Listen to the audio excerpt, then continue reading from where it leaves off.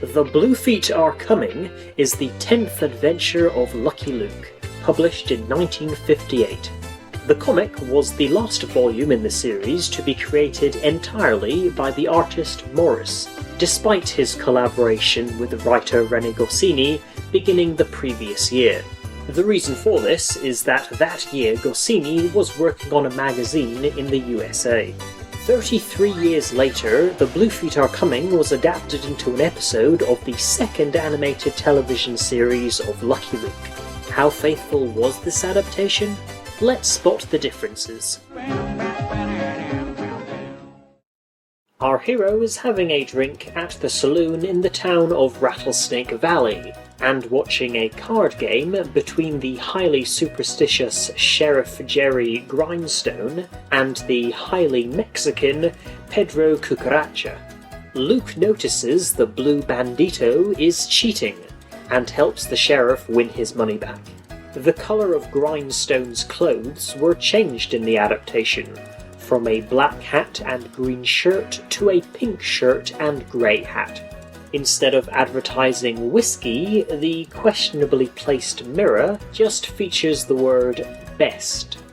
Luke kicking over the spittoon containing Cucaracha's stash of cards was changed from Luke slamming his spur onto the Mexican's hand.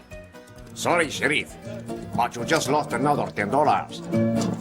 Oh, it's Friday the 13th. I should never have played today. Cucaracha is a very sore loser, and at gunpoint locks Luke and Grindstone under the saloon stairs.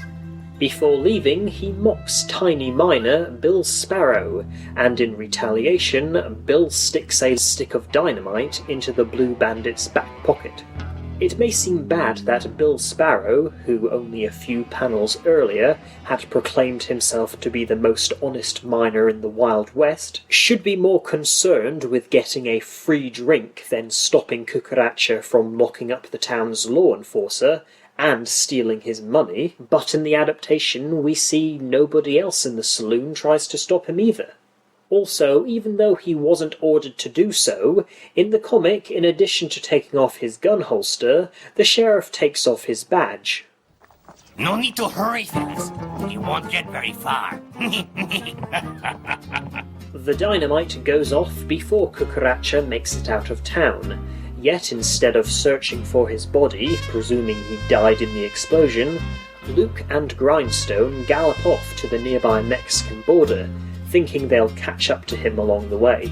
In the comic, our heroes pause by the Blue Bandit's knocked out horse, so the sheriff can pick up the dollar bills scattered by the blast.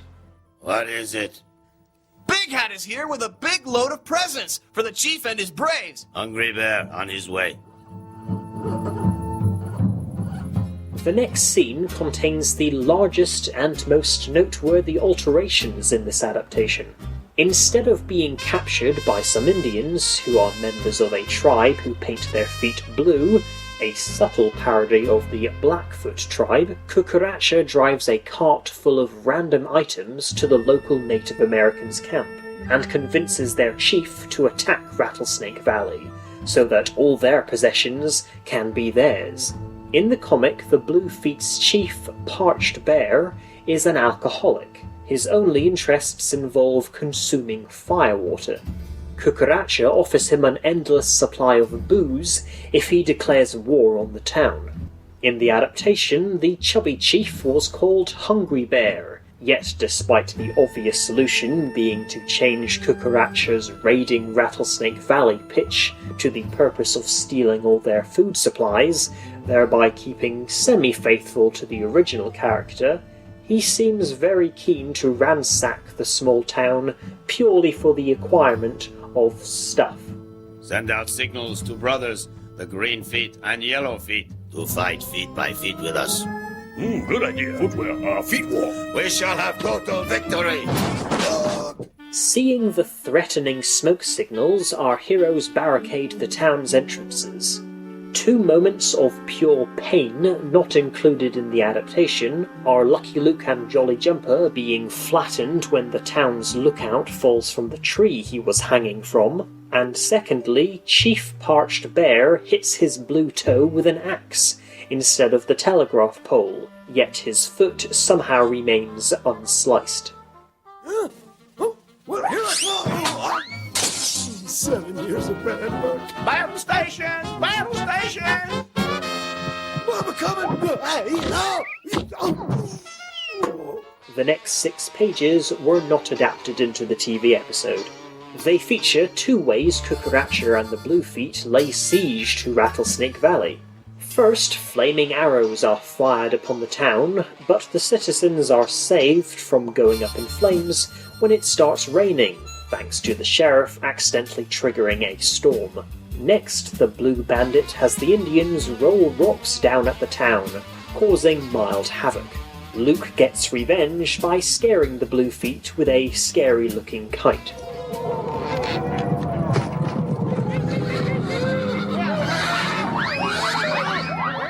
Cucaracha has the tribe dig a tunnel to Rattlesnake Valley, but it ends up surfacing inside the town jail. In the comic, several holes have to be dug, as each one started runs into trouble. I will have to make a few sacrifices. Number 1. Adios, mustache. Disguising himself as a woman, Cucaracha convinces the sheriff to hire him as his cleaner. Grindstone leaves the office as the unsettled dust is causing him to... In the comic, Cucaracha returns to the office the next morning, before the sheriff wakes up. A joke not put into the adaptation is that after struggling to open the safe with a crowbar, it turns out Grindstone forgot to lock it. The purpose of this sequence is that Mexican Bella Lasagna wants to find out about the town's defences. Frankly, he obtains this information in a very roundabout way, as he could have tried simply asking the sheriff, or even the townfolk. Oh, good luck, Charles. Nothing interesting in here. Rin Tin Can and 2 men working as Rattlesnake Valley's sentries are drugged by drinks and sausages Cucaracha gives them. The dog was just an unnamed hound in the comic, and truthfully there's nothing unusual about Rin Tin Can sleeping on the job. 2 big clouds and 1 small. 2 big, 1 small. Vulture Eye, what does he want? Friend of Bluefoot tribe calling Chief Hungry Bear. Coming to the city from the north at noon. After Lucky Luke and the sheriff are captured and hanged, not by their necks, Cucaracha gets the boot and is arrested, while Bill Sparrow proves too big for the Bluefeet to handle, and so they retreat back to their camp.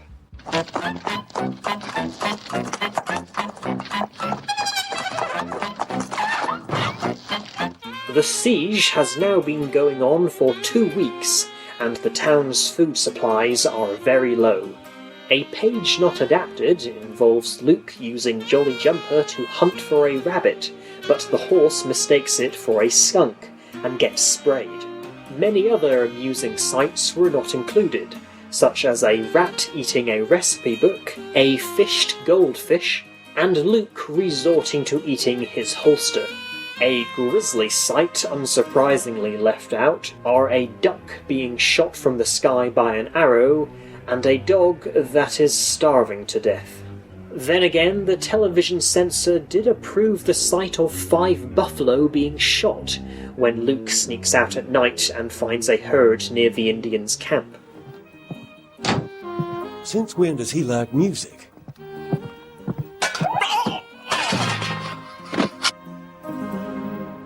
With help from the Greenfeet and Yellowfeet tribes, the Bluefeet finally break through Rattlesnake Valley's barricade. However, as soon as they do so, the cavalry arrives.